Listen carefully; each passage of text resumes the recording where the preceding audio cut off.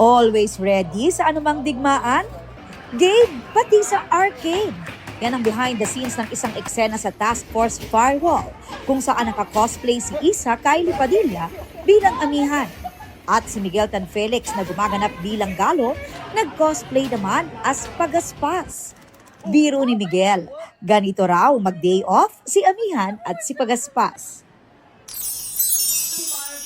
Kulitan, kantahan at sayawan sa isang shelter para sa mga abandoned and abused children and teens sa Antipolo City. Ang birthday for a cause ni Barbie Forteza who's turning 29. Bago pa siya bumisita, na-curious na raw siya nang makabili ng painting ng dagat na gawa ng isang bata mula sa shelter. Ang naging ibig sabihin niya para sa akin when I saw that painting na ang dami pang posibilidad sa buhay. A lot of good opportunities waiting for you. There is peace, knowing the uncertain, and that you are not alone. It really helped me kasi without knowing, I was going through something also at the time.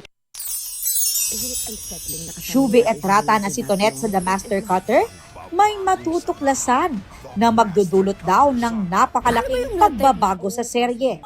Ang hint, nasa pinag-usapang teaser poster. Aubrey Carampel, GMA News.